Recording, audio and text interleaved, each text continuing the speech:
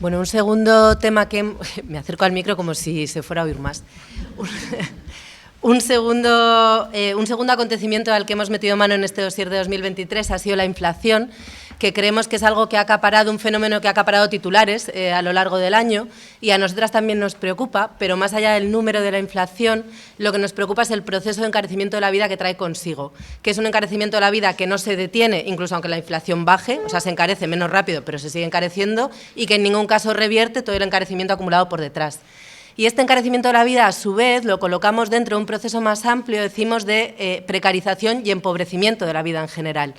que a su vez se da en un contexto de fuertes desigualdades en el reparto de la riqueza y de los trabajos, por género, por clase social, por estatus migratorio y por racialización. Hemos visto que este encarecimiento de la vida ha sido especialmente duro, especialmente fuerte en dimensiones básicas del bienestar, entre ellas la energía. En Ipar Euskal Herria se ha seguido encareciendo la energía, en Hego Euskal Herria no, pero porque venía de niveles absolutamente insostenibles. En la vivienda también, por ejemplo, en los últimos 5 años en el Estado español el alquiler de vivienda se ha encarecido en un 35% y en la alimentación también. En Hego Euskal Herria, entre agosto del 21 y agosto del 23, por ejemplo, la cesta de la compra se encareció en un 26%. En Ipar Euskal Herria, entre agosto del 22 y del 23, se encareció en un 18%. Y este encarecimiento en general y con especial fuerza en dimensiones básicas de la vida lo leemos en clave de una negación colectiva de derechos y en clave de un proceso de pérdida de soberanía sobre nuestras vidas, sobre nuestros cuerpos, de soberanía feminista, por tanto.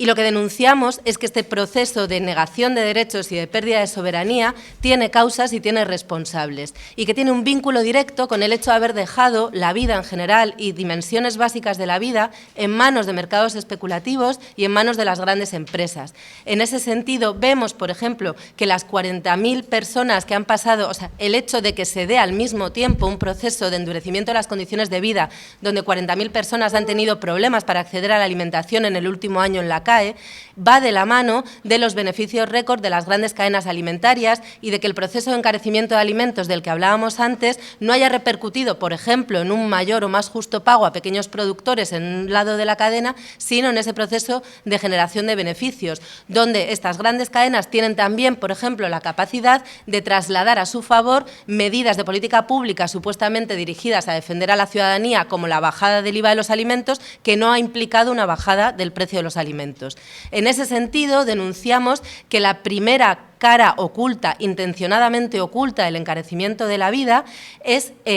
el enriquecimiento especulativo que estamos viendo también. Por ejemplo, en el último año Iberdrola ha tenido un aumento de los beneficios del 18%, Kutxabank del 54%. Y esto tiene a su vez una responsabilidad institucional y pública detrás. En primer lugar, porque viene directamente del hecho de haber dejado las dimensiones de la vida, de ponerlas como material especulativo en los mercados en vez de entenderlas como derecho, como sucede claramente con la vivienda. No es un derecho, es material para la especulación. Tiene que ver también con la puesta en marcha de políticas públicas que en última instancia defienden a las grandes empresas. Ante la inflación, la medida estrella neoliberal es el aumento de los tipos de interés, que va a repercutir en un aumento de las hipotecas, por ejemplo, pero nunca en pagar más los ahorros de la ciudadanía.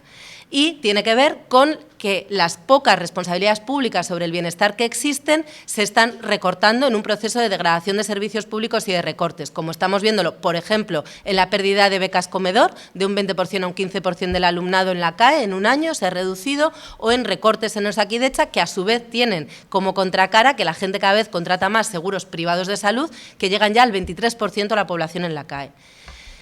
La otra cara oculta, decimos, de este proceso de encarecimiento de la vida, una es este enriquecimiento especulativo por dejación pública, digamos. La otra es la pregunta de ¿y cómo sale la gente adelante en ese contexto de endurecimiento de las condiciones de vida? Y decimos que lo que hace es desarrollar estrategias de supervivencia ocultas, entre ellas una reducción del consumo, que no podemos leer en una clave de bienvenido de crecimiento, sino en una clave de no acceso a condiciones de vida dignas mínimas. 268.000 personas en la CAE se han visto obligadas a reducir gastos básicos, un 18%, ha aumentado en un 18% quienes pasan frío en invierno, en un 74% las mujeres que no pueden pagar, no pueden hacer frente a los gastos de vivienda. Entonces, en primer lugar, reducción de gastos básicos que implican degradación clara de condiciones de vida. En segundo lugar, fulminarse los ahorros o incluso endeudarse, como lo vemos cada vez más en educación. Y en tercer lugar, estrategias que llamamos de rebusque, es decir, lo que sea para lograr dos duros futuros, por ejemplo, con la vuelta al mercado laboral de personas que solo pueden encontrar trabajos ultra precarios, como pueden ser mujeres mayores de 55 años que se habían mantenido fuera.